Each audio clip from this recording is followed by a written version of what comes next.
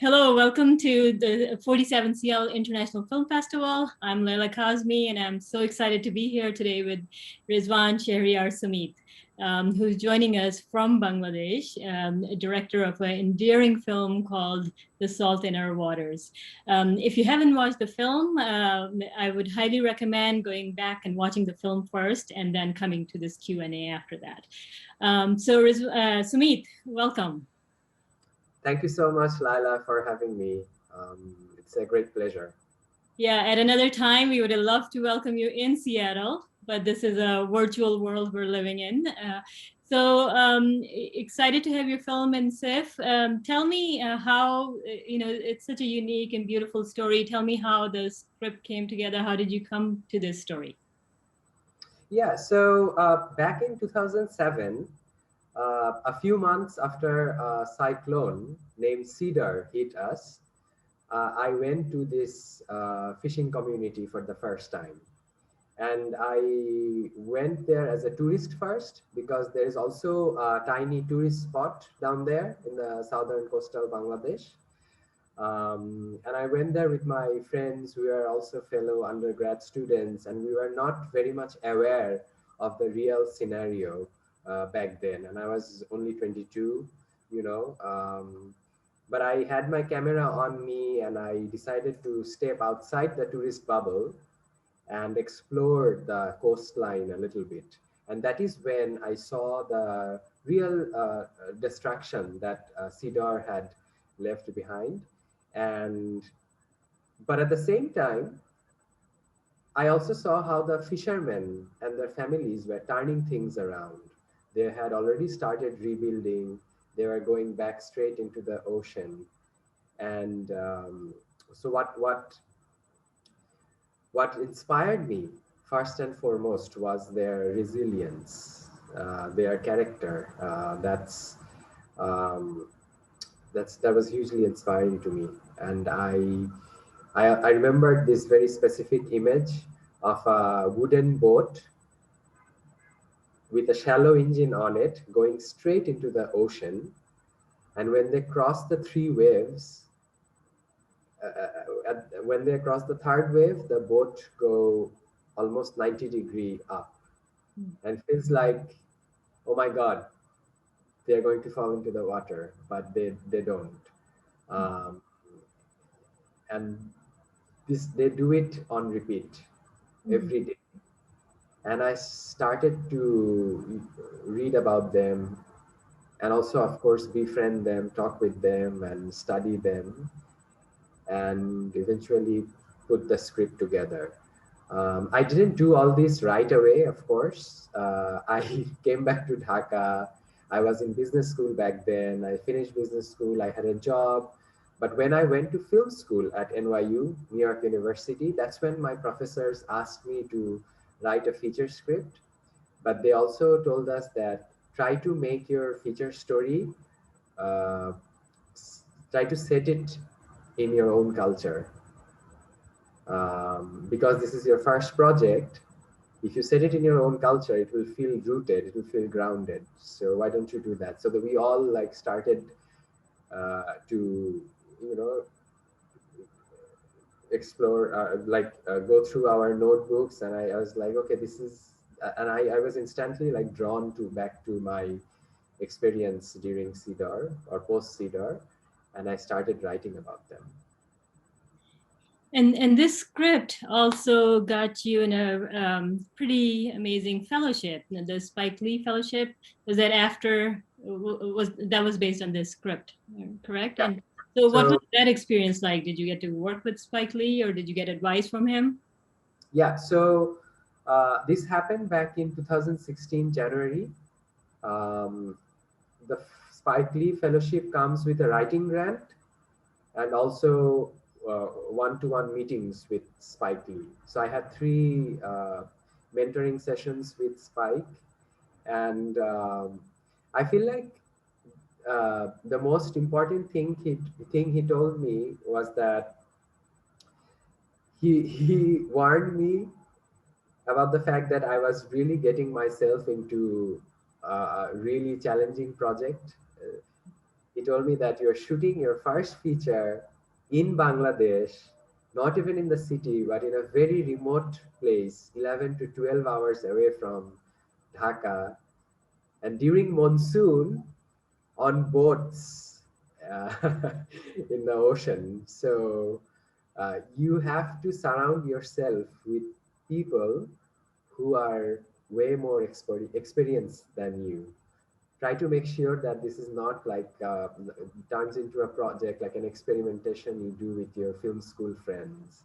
So do your homework, and also the other important advice that I received was that the community where you are setting your story in, you really have to be embraced by that community. That's very important. So I already had, while in my time at NYU, I had started, every time I went back to Bangladesh, I used to visit that community. And this started in 2015, active research. I had the first draft written already. So the active research started in 15, and then in 16 and 17, every year I used to go back to the village, and those conversations helped me shape up the script. Yeah, I'm really, Rudru's character. It really draws you in. He's an educated artist from the city who comes to the shore to, do his work. And I'm also really intrigued by Tuni's character. She's very headstrong. Are those based on real people, or or were there inspirations for those characters from that town, especially Tuni's? Yeah, so all the characters in the Salt in Our Waters are based on real people, but not one person. So Rudra is an amalgam of like different persons. So is Tuni. I remember going to uh, an island named Chor Kashem back in 2017 for research, and I met this really, really, force of nature, strong-willed, very intelligent, smart girl whom I thought that she's like stuck in that island, but she could fit right in any part of Dhaka, and we feel like just because they are in that island, they don't know what's going on outside the island, but and they don't, sometimes they don't know the big picture, but that is very wrong. City people, we are sometimes judgmental, uh, so that it's like once I started talking with these real people, that judgment was entirely gone. Like I started seeing them uh, through a new lens, Mhm. and that helped in the screenwriting process as well. Um, so I really wanted to also make sure that not only Rudra and Tuni, but I do a fair treatment to people on the other side of the aisle, people like Chairman Mhm. Yeah. and and Talash. I don't didn't want to write those characters in a way that they seem caricaturish. I wanted them to be like three-dimensional real characters. Even though the chairman is very conservative and very, very right wing, at the same time, he's the one who has been keeping this community together. Uh, his belief system is different, but he is the one who has been protecting them and keeping them together. So he also has his own reasons why he is doing it. So I wanted to understand what those reasons are. Is it just because of his beliefs, or just because he has a business motive, or are there other reasons? So those are some of the things that I wanted to explore. Yeah, and I think you did it really well because we get that too as audience. It's not, they are three-dimensional, multi-dimensional characters. They're not just good or bad. And so I think you did an excellent job. And I wanted to ask you about the crew. So, you said one advice you got from Spike Lee was surround yourself with people who are more experienced than you were at that point. So who's the crew? Are they all Bangladeshi or, and then what were the challenges that you faced in filming there? Yeah, so the head of the departments were not from Bangladesh, uh, but the people who were right below the head of departments were Bangladeshis. Mhm. So my cinematographer is from Thailand, but she's based in LA now. She also went to NYU Tisch School of the Arts, Mm. same program as I did. And my production designer is French. He did several projects in Bangladesh before. Um, but the 5, 6 crew members who came from abroad, they all had Asian experience. Mm. In some cases, South Asian experience. Even so, I could have brought anyone in from any part of the world, but I decided to invite these people because of their experience in this region. During my research and development phase, I realized that spending 2 months during monsoon in a chor or island area like this is not going to be easy. Not everyone will be able to cope with this. There is no electricity, no water, no gas, no internet, and for 2 months. Um, Eventually, we actually had all of those amenities on set, because you do need electricity. Without that, you cannot charge your Alexa camera or your the batteries. You cannot do DIT. You have to back up your footage. Sometimes you have to edit your footage on set. So you do need electricity. You need internet sometimes to update a software and things like that. So eventually, we had arranged all those amenities, and hats off to the production team for that. A production company helped us out with location logistics, and yeah, but it was I'm most thankful to the fishermen and their families. They are the ones who were super helpful, welcoming, and they embraced this shoot. Otherwise, we would not have, survived those 2 months. Um, and we came out of the shoot as different persons. Each and every one had life-changing experiences. Wow. Wow. And so the that community fishermen, the have they seen the film yet, or are you planning to show it to them?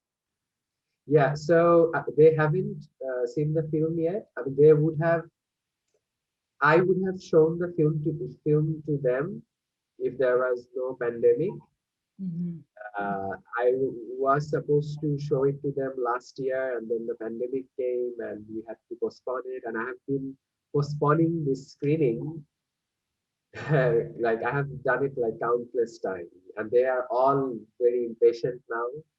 Mhm. Uh, they they have been calling me every month, asking They're eager. why is it taking me so long to finish the film and Uh, to release the film in Bangladesh. They are very even without watching it, they are very excited about it. But I myself, I cannot wait to show the film to them. But to be able to like, I really want to have like a proper screening. Uh, mhm. It's like outdoor evening, big screen, 300 people together, and then have Uh-huh. a Q&A and share some reminisce those days. To be able to do that, we need the pandemic to be under control a little bit. True. Yeah, yeah. We are all missing that. We wish we could have had you here in Seattle and had in-person conversations. What has it been like for you to screen the film virtually at festivals? Yeah, so we have been very fortunate. The film has been warmly received in the festival circuit. So we have so far we world premiered last October at BFI London Film Festival, and then went to Asia's largest Busan, then to Singapore, to Torino. Recently, it got nominated for the Ingmar Bergman Award at the Gothenburg Film Festival. But sadly, very sadly, none of the crew members or cast members have been able to travel to the festivals. Right. Uh, Most of the festivals have been hybrid. Mhm. So some physical screenings, some virtual screenings. The US one will be the first festival where some crew members will be able to watch it because a few of my crew members came from the US. I forgot to mention post. So in the post production process, two of my editors are from the US. Yes. Kristen Sprague and Lisa Pardew, they are from US. So they will be able to share it with their friends and family finally. Wonderful, wonderful. And you've got new projects in the works, or? Yeah, so I just finished a mid-length narrative, a 35-minute film set in Madhupur forest in Bangladesh. Four friends stuck in a forest side cabin, and there is a pandemic going on, and they are all wondering what's happening in the outside world as they are stuck. So I shot that film for a Singapore LA based studio called Next End Ventures. Mhm. Film will be distributed soon. And I have a second feature film project in the pipeline. It's called A New Prophet. It's a science fiction film set in the confluence of virtual reality and spirituality. Hmm. So Very fitting for these times. yeah, exactly. Yeah. So I was hoping to shoot it this year actually, but again, due to the pandemic, who knows? But I hope that I'll be able to go into production soon. Wonderful, wonderful. Well, it's a wonderful film, and we're so happy to have it here in the festival. And thank you for joining us. It's a great pleasure to talk to you, and we'll be looking for your more of your work in the future. Thank you, Sumit. Thank you so much. Thank you so much. And thank you for having me. A big thank you to all the programmers at Seattle. It means a lot to be in your company. Great. Thank you.